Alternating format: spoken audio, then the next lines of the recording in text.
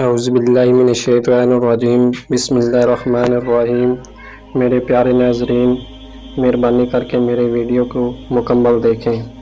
حضرت علی رضی اللہ تعالیٰ عنہ سے مروی ہے کہ جناب رسول اللہ صلی اللہ علیہ وآلہ وسلم نے حجۃ الوداع کے موقع پر میدان عرفات میں وقوف کیا اور فرمایا کہ یہ وقوف کی جگہ ہے اور پورا عرفہ ہی وقوف کی جگہ ہے۔ پھر غروب شمس کے بعد آپ صلی اللہ علیہ وآلہ وسلم روانہ ہوئے۔ آپ نے پیچھے حضرت اسامہ کو بٹھا لیا اور اپنی سواری کی رفتار تیز کر دی۔ لوگ دائیں بائیں بھاگنے لگے۔ نبی کریم صلی اللہ علیہ وآلہ وسلم ان کی طرف متوجہ ہو کر فرمانے لگے، لوگو سکون اور اطمینان اختیار کرو۔ پھر آپ صلی اللہ علیہ وآلہ وسلم مزدلفہ پہنچے تو مغرب اور عشاء کی نماز اکٹھی پڑھی اور رات بھر وہیں رہے۔ صبح ہوئی تو آپ صلی اللہ علیہ وآلہ وسلم جبل قزاق پر تشریف لائے، وہاں وقوف کیا اور فرمایا کہ یہ وقوف کی جگہ ہے اور پورا مزدلفہ ہی وقوف کی جگہ ہے۔ پھر آپ صلی اللہ علیہ وآلہ وسلم چلتے ہوئے وادی میسر پہنچے، وہاں ایک لمحے کے لیے رکے، پھر اپنی اونٹنی کو سر پٹ دوڑایا تاکہ اس وادی سے نکل گئے، کیونکہ یہ عذاب کی جگہ تھی۔ پھر سواری روک کر اپنے پیچھے حضرت فضل رضی اللہ تعالیٰ عنہ کو بٹھا لیا اور چلتے چلتے مینا پہنچ کر جمرہ عقبہ آئے اور اسے کنکریاں ماری۔ پھر قربان گاہ تشریف لائے اور فرمایا یہ قربان گاہ ہے اور مینا پورا ہی قربان گاہ ہے۔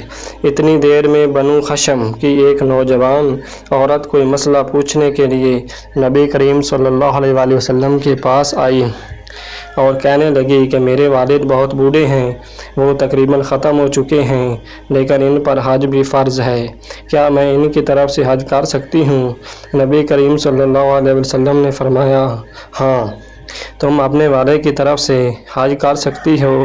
یہ کہتے ہوئے نبی کریم صلی اللہ علیہ وسلم نے حضرت فضل رضی اللہ تعالیٰ عنہ کی گردن موڑ دی، کیونکہ وہ اس عورت کو دیکھنے لگے تھے۔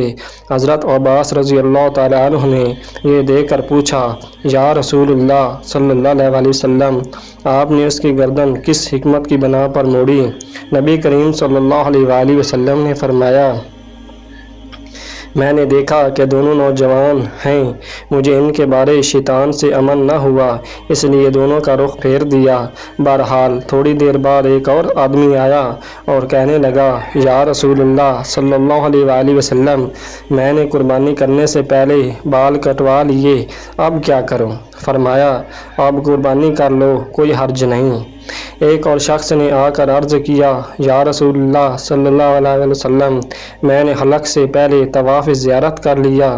فرمایا، کوئی بات نہیں، اب حلق یا قصر کر لو۔